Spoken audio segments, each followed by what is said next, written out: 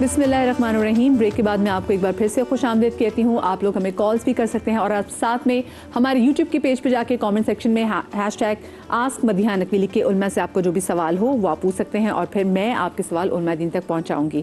اب مجھے یہ بتائیے گا میمونہ آپا کہ آج سے انشاءاللہ پہلی طاق رات آج ہوگی. ہم ویسے شب قدر کو کیسے تلاش کر سکتے ہیں اور ساتھ میں یہ بتائیے گا کہ وہ لوگ جو آج انشاءاللہ اعتکاف میں بیٹھنے والے ہیں کن کن چیزوں کو ملحوظ خاطر رکھیں؟ بسم اللہ الرحمن الرحیم. سب سے پہلے تو آج تمام امت مسلمہ کو آخری عشرے کی مبارک ہو. اس میں بہت سارے خوش بخت اعتکاف کریں گے اور اعتکاف جو ہے جس بستی میں محلے میں جس ایریا میں ایک بھی مرد اعتکاف بیٹھتا ہے وہ پورے لوگوں کی بخشش کا سامان بنتا ہے. تو یہ ایک مسلمانوں کے لیے بہت بڑی نعمت ہے. دیکھیے اعتکاف میں قرآن ہی نے بتا دیا ہے کہ آپ اللہ تعالیٰ کے لیے یہ وقت نکال رہے ہیں, اس لیے تمام دنیا داری کی چیزوں سے آپ ہٹ کے صرف اللہ ہی کو آپ نے وقت دینا ہے. اس میں آپ نے تلاوت کرنی ہے, اس میں آپ نے دعا کرنی ہے. اور ہمارے یہاں پر کیا ہوتا ہے کہ عید کی تیاریاں زور و شور سے شروع ہو جاتی ہیں. بس یہ ویسے صحیح بات ہے کہ عید کا پتہ تو ہے کہ آنی ہے تو مہینہ 2 مہینے پہلے ہی کر لیں. رمضان میں اور پھر طاق راتوں کو بازار میں ضائع کرنا محرومی ہے. میں سمجھتی ہوں بہت بڑی بد نصیبی ہے. آج یعنی طاق رات کوئی سی بھی لیلۃ القدر ہو سکتی ہے. کسی بھی طاق رات کو آپ قیمتی جانیں اور اس میں آپ مغرب سے لے کے فجر تک سب سے زیادہ عمل جو ہے نا وہ دعا کا ہے کہ دعا کریں اللہ تعالیٰ سے اپنے لیے, امت مسلمہ کے لیے, اللہ کی محبت و معرفت حاصل کرنے کے لیے. اعتکاف کے لوگ جب مسجد میں ہوتے ہیں تو وہ درس تدریس وہ تو مستقل ہوتے ہی عبادت میں ہیں. اب ان سے بھی دعا کی درخواست کرنی چاہیے. حضرت عباس بن عبد المطلب کا واقعہ ہے کہ ایک مقروض آیا ان کے سامنے اور وہ رونے لگا کہ مجھے توہین ہوتی ہے کہ میں یہاں آتا ہوں تو جو میرا قرضدار ہے وہ جو مجھ سے قرض مانگنے والا ہے وہ مجھے بے عزت کرتا ہے تو میں اس کے خوف سے مسجد میں نہیں آتا. آپ اٹھ کر چل دیے اور جا کر اس کی کنڈی کھٹکھٹائی اور کہا کہ میں ان کا ضامن ہوں, میں ان کا قرض ادا کروں گا, آپ انہیں معاف کر دیں تاکہ یہ مسجد نبوی میں باقاعدگی سے آ سکیں. نماز ان کی جا رہی ہے آپ کے خوف سے. تو انہوں نے کہا میں نے معاف کیا, اللہ کے رسول کے چچا چل کے آئے ہیں, میری مجال کہ میں ابھی بھی ان سے قرض مانگوں گا, میں نے معاف کیا. لیکن آپ یہ بتائیے کہ آپ اعتکاف میں نہیں تھے. آپ نے فرمایا میں اعتکاف ہی میں تھا, لیکن آپ صلی اللہ علیہ وآلہ وسلم نے فرمایا کہ کسی ایک مومن کی تکلیف کو دور کرنا 10 سال کے اعتکاف سے بڑھ کر. صحیح. مجھے بتائیں کہ جیسے بڑے بزرگ کچھ نشانیاں بھی بتاتے ہوتے ہیں شب قدر کی, وہ ذرا نشانیوں کے بارے میں بتائیں کیا ہو سکتی ہیں, اور ساتھ میں کیا ہر سال شب قدر ایک ہی ہوتی ہے یا پھر چینج ہو سکتی ہے؟ دیکھیے ہمارے ہاں جو احادیث ہیں وہ یہ بتاتی ہیں کہ شب قدر سال میں ہے اور وہ رمضان میں اور رمضان کے آخری عشرے کی طاق راتوں میں. چونکہ نبی علیہ السلام کی حدیث بتاتی ہے ایک دن حضور علیہ السلام تشریف لائے 23ویں شب تھی اور فرمایا میں تمہیں شب قدر بتانے آیا تھا تو آگے 2 لوگ آپس میں لڑ رہے تھے تو اللہ نے اس لڑائی کی وجہ سے برکت اٹھا دی ہے. تو یہ جو ہم جھگڑتے ہیں نا گھروں میں تو برکتیں دور ہو رہی ہیں. لڑائی جھگڑا نہیں کرنا چاہیے. شب قدر جیسی برکت اٹھ گئی تو پھر نبی علیہ السلام نے فرمایا 25 27 29 میں تلاش کرو.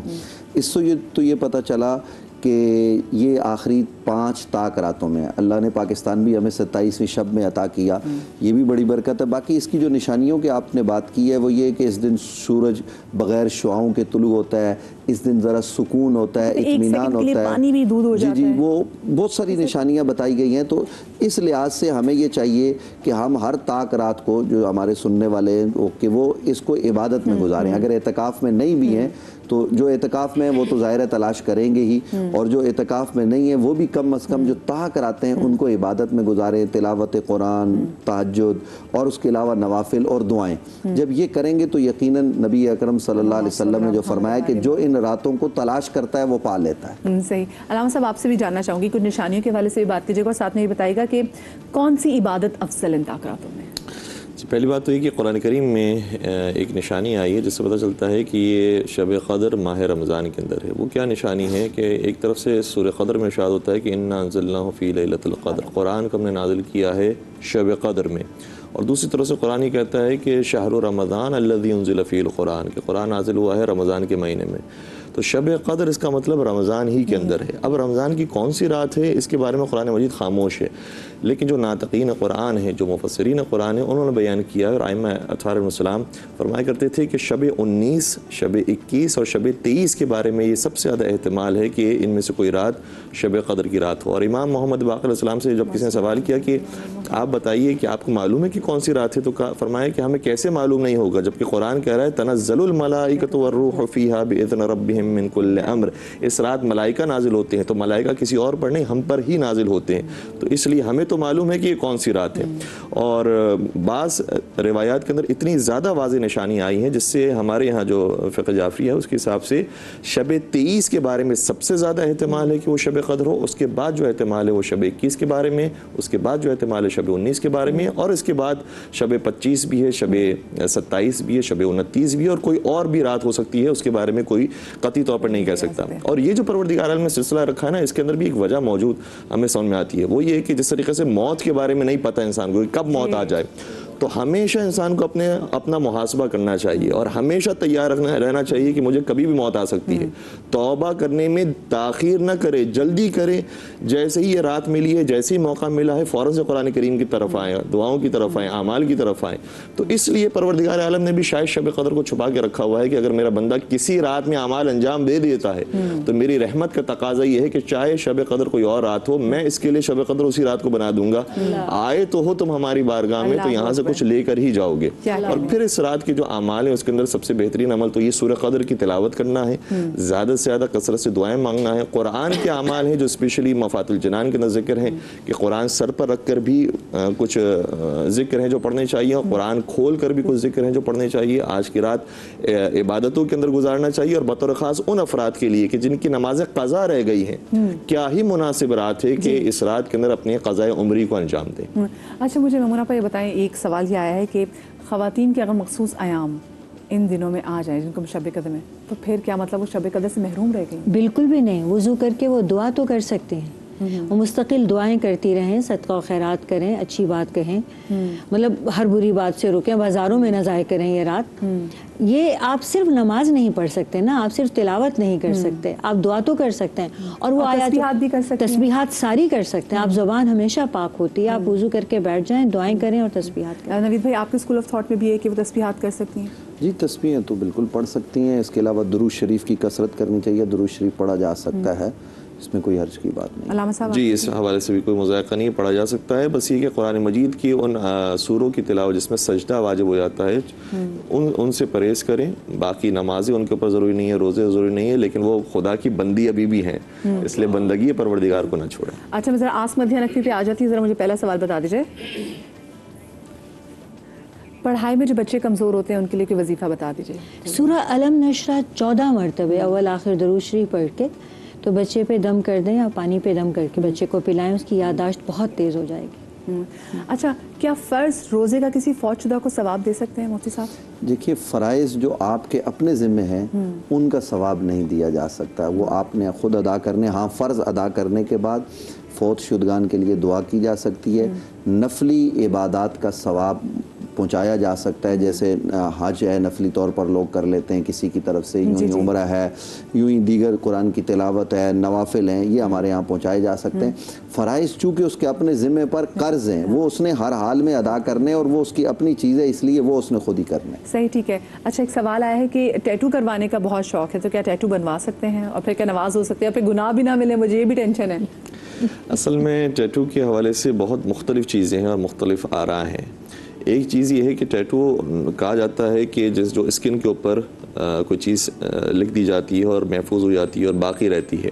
تو ایک تو یہ کہ وہ چیز کیا لکھوائی جا رہی ہے، وہ شکل کیا بنوائی جا رہی ہے. تو ایک ایسی مناسب چیز ہے کہ جو بنوانا ٹھیک ہے ٹھیک نہیں ہے، ایک یہ بات ہے. دوسری بات یہ ہے کہ اگر کوئی ایسی چیز بنوا دی گئی کہ جس کی وجہ سے اسکن کے اوپر ایک اور لیئر آ گئی، تو وضو میں پریشانیاں ہیں، غسل کے اندر پریشانیاں ہیں.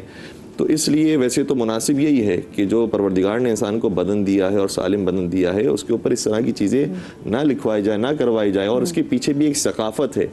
کیوں ہم ایسی ثقافت کے پیچھے جا رہے ہیں کہ جس کے پیچھے ہمیں محسوس ہی ہو رہا ہے، اشارے ایسے مل رہے ہیں کہ جیسے شیطانی ثقافت کا یہ ایک حصہ ہے. تو اس سے ویسے دور رہنا چاہیے.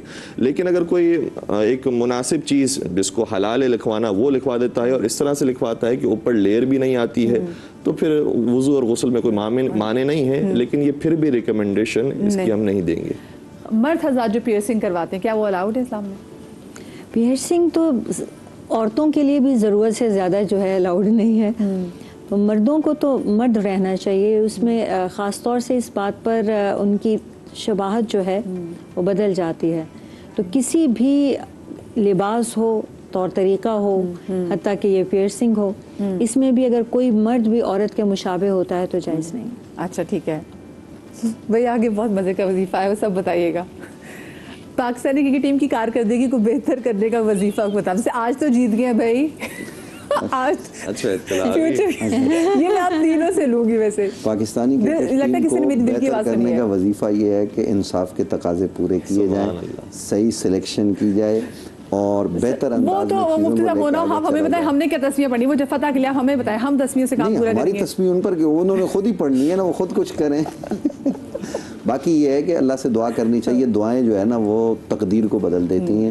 تو دعا جب اتنے لوگ کریں گے تو یقیناً وہ ہوگا. لیکن ہمیں کھیل کود سے ہٹ کے کچھ اپنی آخرت کی تیاری بھی کرنی چاہیے، خاص طور پر رمضان کے آخری عشرے. صحیح. اچھا، لالمی میں فجر کے بعد اگر کچھ کھا لیا تو کیا روزہ برقرار ہے؟ اگر لا علمی میں کھایا ہے، یعنی بھول سے پتہ نہیں تھا کہ میرا روزہ ہے اور کھا لیا. عام طور پر یہ پہلے دوسرے دن تو ہوتے ہیں مسئلے، بعد کے دنوں میں تو اتنی عادت ہو جاتی ہے کہ افطار کے موقع پر انسان سوچ رہا ہوتا ہے کہ مجھے کھانا بھی ہے نہیں کھانا.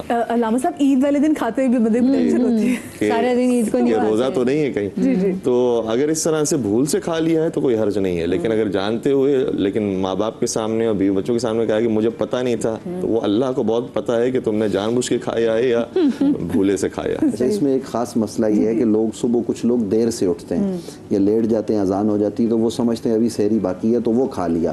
اب اگر وہ کھا لیا تو اس کا روزہ نہیں ہوگا، لیکن اس پر کفارہ وغیرہ نہیں ہے، وہ اس کی قضا کرے گا. صحیح، ٹھیک ہے. اچھا، ایک سوال یہ بھی آیا کہ وہ بچے جو نماز بڑی مشکل سے پڑھتے ہیں، کوئی ان کے بارے میں بتائیں کہ ماؤں، کیونکہ مائیں زیادہ کنسرن ہوتی ہے کہ بچے نماز ہی پڑھے، تو کیا پڑھ سکتی ہیں مائیں بچوں کے لیے؟ مائیں بچوں کے لیے سوائے اس کے اور جیسے وہ پڑھاتی ہیں نا ٹیوشن اور جیسے بھیجتی ہیں اسکول میں سختی سے، تو ویسے ہی کریں نماز کے لیے. اور یا پھر جیسے خدا نہ خواستہ گھر میں آگ لگ جائے تو مائیں اس وقت کیا کریں گی؟ بس ویسے ہی سوچیں کہ وہاں پہ آگے بھی حساب دینا ہوگا.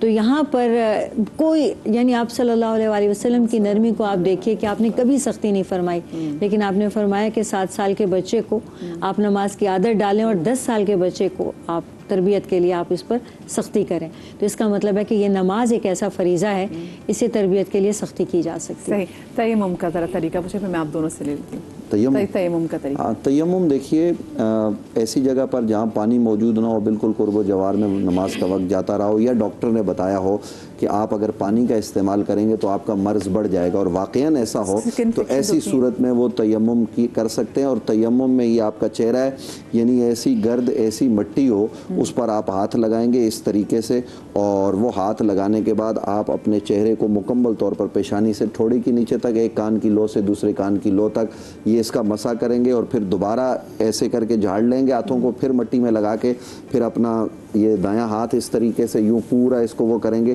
اور پھر یہ بایاں ہاتھ، یہ تیمم آپ کا مکمل ہو. کچھ لوگوں نے گھر میں ٹائلز بھی رکھی ہوئی. علامہ صاحب آپ سے بھی جاننا چاہیں. ٹائل کے اوپر بھی دھول کا ہونا ضروری ہے اور مٹی کا ہونا ضروری ہے، اور مٹی پر ہاتھوں کا پڑنا ضروری ہے. البتہ ہم جو ہے فقہ جعفریہ کے حساب سے کلیئر طریقے سے بتا دیں، شاید بولنے میں ہو سکتا ہے کہ بہت سمجھ میں نہ آئے، لیکن طریقہ اس کے طریقے سے کہ میرے سامنے اگر یہ مٹی موجود ہے تو میں نے اپنے دونوں ہاتھ مٹی پر ایک ساتھ مارے، اس کے بعد اپنے ہاتھوں کو اوپر لے کر کے، اور جہاں سر کے بال اگنے کی جگہ ہے وہاں سے شروع کیا. اچھا، گلاسز بھی ہمیں اتارنے پڑیں گے، اور یہاں سے نیچے آتے ہوئے جہاں نوک کی ابھرا ہوا حصہ ہے وہاں تک اپنے ہاتھوں کو لے کر آنا ہے، اور پھر اسی ہاتھ سے ہی سیدھے ہاتھ کا مسح کرنا ہے اور الٹے ہاتھ کا مسح کرنا ہے. ایک مرتبہ اس طریقے سے کر لینا بھی کافی ہے، لیکن مستحب یہ کہ دوبارہ سے ہاتھ کو مارا جائے مٹی پر، اور پھر دوبارہ سے یہ عمل دہرایا جائے. اس طرح سے تیمم ہو جاتا ہے. جزاک اللہ بھائی. کیونکہ بہت سارے لوگوں کی اس میں رہنمائی بھی ہوئی ہے، اور بہت ساری جو مجھے ایک ٹائم بھی اچھا مل گیا، کیونکہ علامہ سب نے میں سے ہوتا ہے کہ کوآپریٹ بھی کیا، جلدی چیزیں ہوگی.